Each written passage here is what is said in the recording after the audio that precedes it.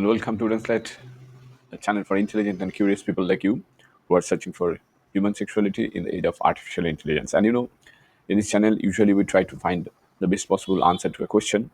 And today's question is very simple one, although why human trafficking is increasing exponentially, just like our AI industry is increasing exponentially, just like the power of competition increasing exponentially.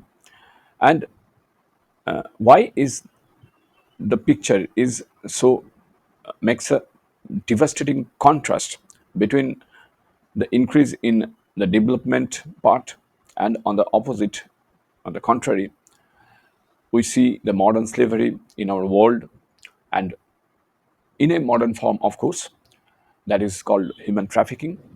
And we are going to talk about it in this video, not in it will be a long video if I just try to break it down in every possible angles and try to analyze it from every possible angle. So I am going to break it down in two parts. This is the part one, and I hope you will not miss the part two also. Now, before we proceed, let me tell you one thing. If you have not subscribed yet, please subscribe. It means a lot to me. And if you have already subscribed, tons of thanks, because it gives me a lot of strength. Now, whether you believe it or not, in reality, no continent, no country, no state is an exception as long as human trafficking is concerned. Human trafficking, in other words, modern day slavery, happens in both domestic and global front. While the immediate impact is, of course, local, the long term consequences, if we consider the long term consequences, that is much more widespread and far reaching. Why? Let me try to analyze. But before that, we try to get the data. The regions of the world from where mostly human trafficking occurs, they are ranked by number of people in human trafficking. From the Asia and the Pacific region, mostly it occurs. 29.3 million, 29.3 million people each year are trafficked, and of course distributed throughout the world.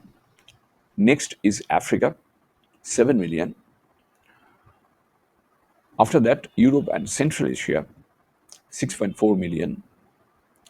After that, Americas, that means both North and South, 5.1 million. And finally, the Arab states, 1.7 million. Now, having said that, keeping that data in our mind, let us try to understand why these things occur, why these things happen. First of all, human trafficking victims are bought, sold, and within their own countries and across border. Mostly they are children, of course, and girl children.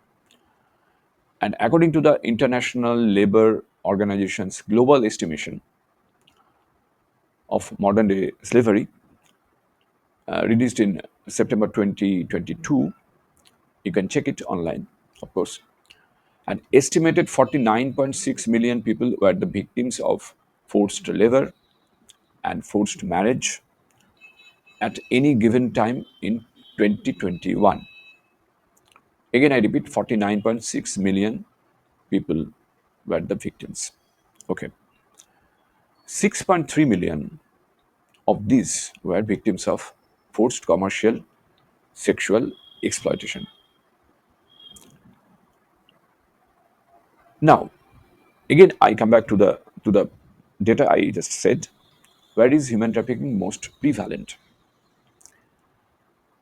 According to the International Labour Organization (ILO's) latest data, the Asia and Pacific region has the highest number. Of course, I said 29.3 million, and there are a number of victims of forced labor and marriage accounting for more than half of the global total.